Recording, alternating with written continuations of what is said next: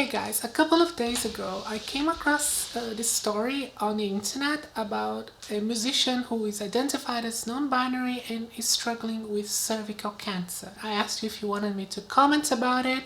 Many of you said yes, so here we are. Now the first thing is, this is not my typical polished scripted video. This is an unscripted rant. So I am probably going to swear a lot more than I normally do. So if you have a problem with foul language, that's too fucking bad.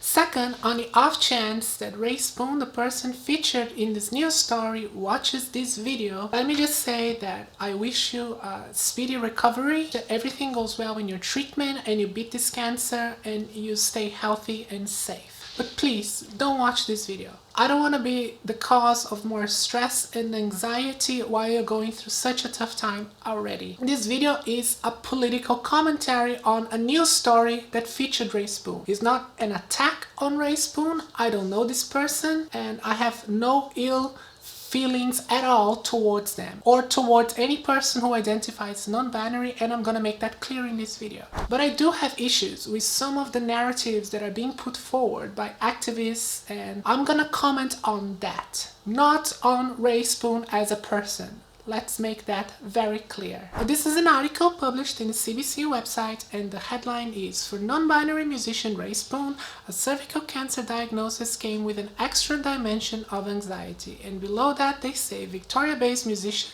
received gendered cancer diagnosis after cancelling a tour due to COVID-19. I do have some issues with this. Made it feel like there is this diagnosis of this gendered cancer is what's giving this extra level of anxiety. I understand that a diagnosis like this makes you face the reality of your biology, and that is not something that many of us are ready to deal with, but I think, and this is what I promote a lot in my channel here, is we should work towards that, to be always ready for that. Sooner or later, we're gonna have to face some situations where this biological reality is in our face, and we have to be mentally and emotionally prepared to deal with it. The article follows. A cancer diagnosis is a life-changing moment and especially difficult during a pandemic, but for non-binary musician Ray Spoon, the diagnosis has stirred up another level of complication. Spoon, who uses the they pronoun,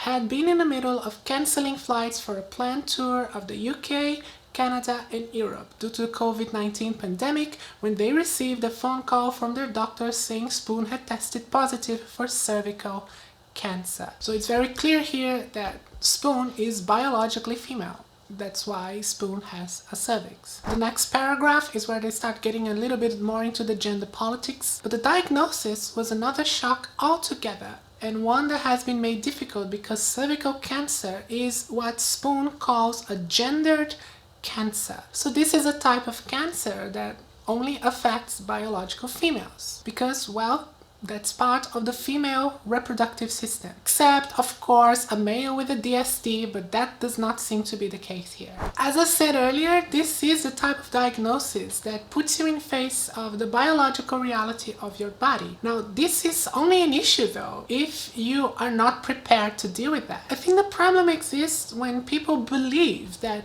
because they live their lives as a member of the opposite gender or because they identify as gender neutral, that will change the biological reality of their bodies. And as we've seen in my last video, that is a common narrative among transgender people, amongst transgender activists. And this is a problem because sooner or later, that biological reality is gonna slap you in the face. And if you're not prepared to deal with it, you're gonna fucking crumble. I hate to see stories about transgender people or gender non-conforming people that struggle with dealing with that physical reality. And the truth is that no matter how you identify, no matter how you live, no matter how passable you are, we still don't have technology to make somebody change their biological sex. We just don't. The next paragraph, it's even more disconcerting. As a non-binary person, Spoon does not identify as man or woman. Spoon says that having a gendered cancer means people will make assumptions about their gender and how they should be treated. I'm sorry, but biologically, Ray Spoon is a woman. Now, I respect their pronouns. I respect the fact they identify as non-binary. I have no problem with that. People can identify however the hell they want to identify, and as long as it's reasonable, I will respect it. But again, that doesn't change the biological reality of what you are. People are going to make assumptions that you are a biological woman because you have a female reproductive system. I'm sorry, but that's how it is. And it goes on. Spoon, who came out as transgender 20 years ago and then non-binary 8 years ago, says that the thought of being misgendered and being addressed with the wrong pronouns during treatment is an added stressor in a time already full of anxiety. Now, I can't imagine how fucking hard it is going through cancer. Like, seriously, it's fucked. And I really feel bad for Spoon. So this is no joking matter. And I do understand the pronoun issue. Now, for example, I still have a prostate. It's possible that in the future I will develop prostate cancer. Now, that is a men's health issue. The medical professionals that are used to deal with this type of patients are used to deal with men. Now, I don't live as a man. I don't look like a man, but as I said, some parts of my biology at least are still that of a man. That is one of them. Would it be uncomfortable and annoying to be referred to as a man during a treatment? Yes, it would suck.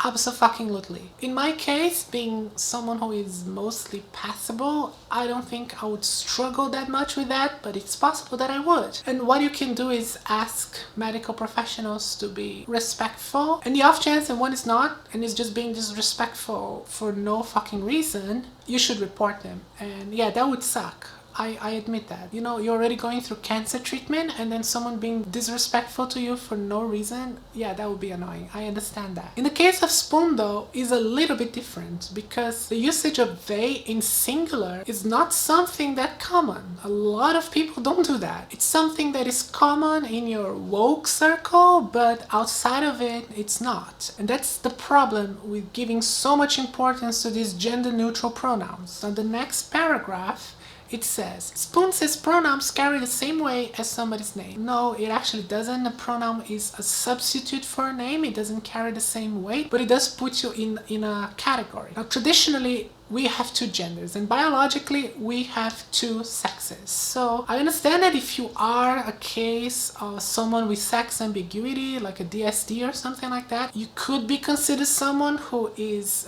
neither man or woman. But someone who simply identify as being neither a man or a woman, I'm not so sure, to be honest. There is a difference, of course, between not entirely agreeing with the narrative and the other being disrespectful to people who identify as such. I generally am respectful, unless it's something really stupid like fucking Tumblr pronouns and that kind of dumb shit. And of course, in the case of someone who is an absolute twat to me and bullies other people because they don't agree with them, as you know who. In that case, I see no fucking reason to be respectful. But in the case of someone like Ray Spoon, sure, I call Ray Spoon they. I see no problem in doing that. Next paragraph. Quote, I think it would be strange for anyone to be digging around that part of your body and then call them the wrong name. If your name was Chris and they called you Joe, it would be like, what? Spoon said. Again, it's not the same thing. One is a specific name designed to you as an individual. The other is a designation for a category that is largely based on biological differences between the two sexes. So it is not the same.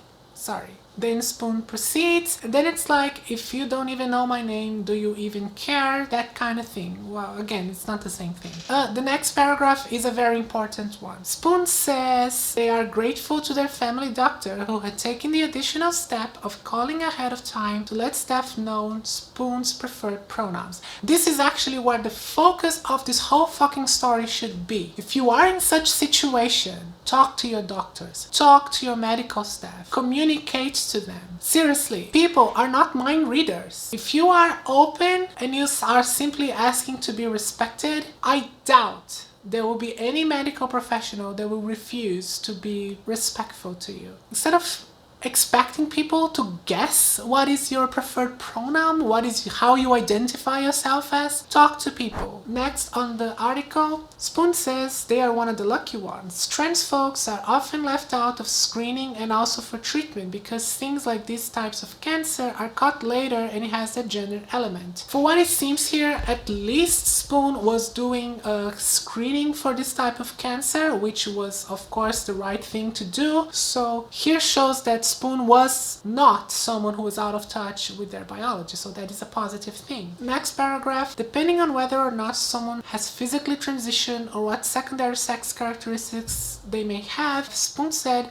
some people may not feel comfortable getting a pap smear or a mammogram or a prostate exam. Transgender or not, almost anyone feels comfortable with that. In a post on Medium, Spoon wrote that getting regular pap smears throughout their adult life was something they consciously did to avoid falling into this gap. Like, very few people would want a stranger touching that part of their body. Next paragraph, I always saw it as a Mission Impossible type of thing, a sort of revenge I could get by staying alive, they wrote. I didn't fully understand this paragraph. It seems to be something related to the cancer diagnosis, I'm not sure. Next one, Spoon doesn't know what their prognosis is. More testing needs to be done, but they are trying to spend this time making music and connecting with friends and family, which is great and exactly what they should do. I'm always happy to be here. I spent so much of my life in bad situations growing up when I was younger. Spoon said, all of these situations that I get to be part of now, I couldn't have imagined as a child. Again, it seems that Spoon is talking about the cancer, and yeah, I can't fucking imagine how tough that must be. So that was it, guys. That was the whole article, and my final thoughts on this, I echo pretty much what I said in my last video. I know there are narratives out there saying that sex is a social construct, that it was all created by people, that if we change labels, we can change how people understand these things, but I'm sorry. You can't change the biological reality of your body. Labels can't change that. If you try to use language to manipulate that reality, sorry, sooner or later that reality is gonna slap you in the face and you are not gonna be ready for it. I've been Sarah Michelle. Thanks for watching.